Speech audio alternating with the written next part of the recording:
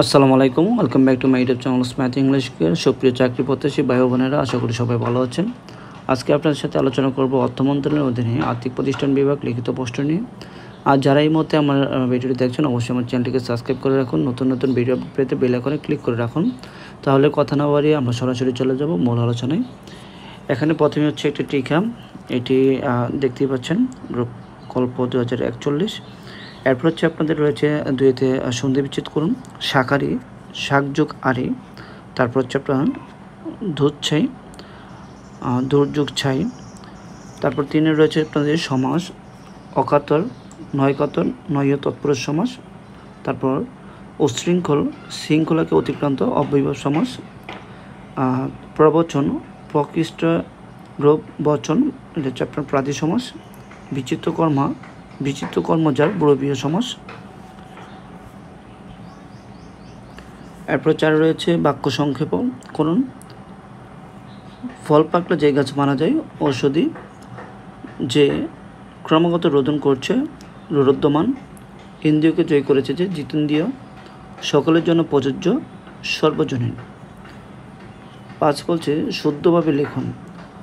আকণ্ঠ পর্যন্ত ভোজনের স্বাস্থ্যহানি ঘটে, আকণ্ঠ ভোজনের স্বাস্থ্যহানি ঘটে। এখানে আকণ্ঠ ভোজন আর স্বাস্থ্যহানি রসিকার্থী হবে। ইতিমধ্যে যা ঘটেছে তাতে তার মনোবিকার দেখা দিয়েছে, ইতিমধ্যে যা ঘটেছে তাতেই তার মনোবিকার দেখা দিয়েছে। এরপর 6তে রয়েছে what is the synonym of cross examination. Cross examination মানে হচ্ছে জেরা করা, যার সমার্থ শব্দ হচ্ছে ইন্টারোগেশন। এরপর হচ্ছে আপনার 7 রয়েছে write the synonym of default. Default মানে হচ্ছে প্রতারণা, ঠকিয়ে নেওয়া, প্রবঞ্চিত করা, যার সমার্থক শব্দ হচ্ছে ডিসিভ।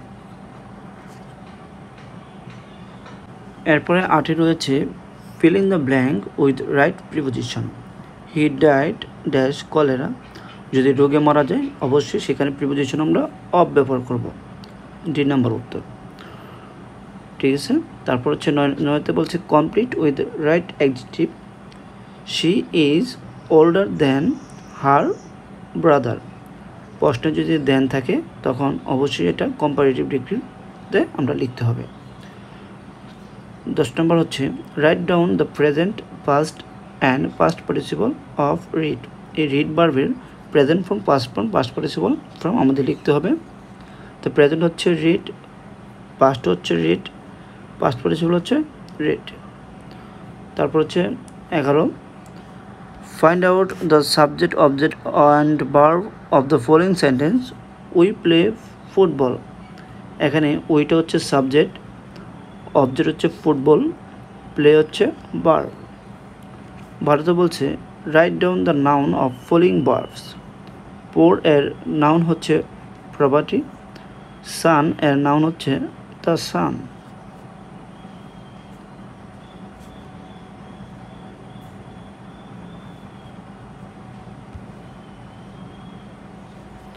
তারপর 13 নম্বর বলছে ট্রান্সলেট দ্য ফলোয়িং সেন্টেন্স। আমার বন্ধু নেই বললেই চলে। I have few friends. আমি তাকে পড়তে শুনলাম। I hear him reading. তোমরা কি এখানে থাকো? Do you live here? এরপর হচ্ছে আপনাদের এখানে যে ম্যাথগুলো রয়েছে সেটি দেখতেই পাচ্ছেন।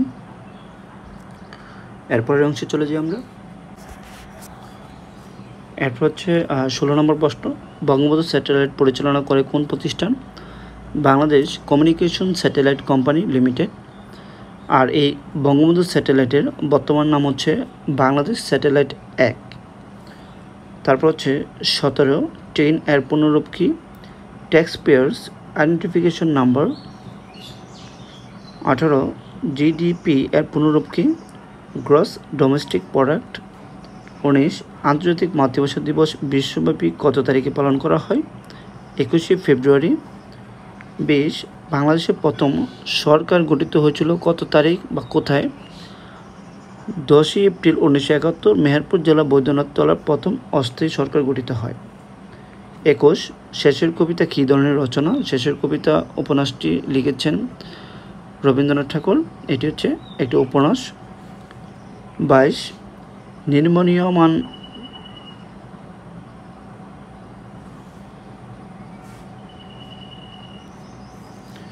তারপর হচ্ছে 22 নির্মীয়মান প্রথম পদ্মা সেতুর প্রস্থ কত? পদ্মা সেতুর উপর নির্মিত সেতুর দৈর্ঘ্য হচ্ছে 6.15 কিলোমিটার আর প্রস্থ হচ্ছে 18.10 মিটার।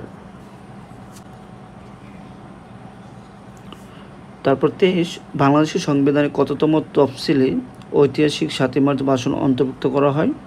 5ম তফসিলে। 24 বাংলাদেশের সরকারি নোটে কার স্বাক্ষর থাকে?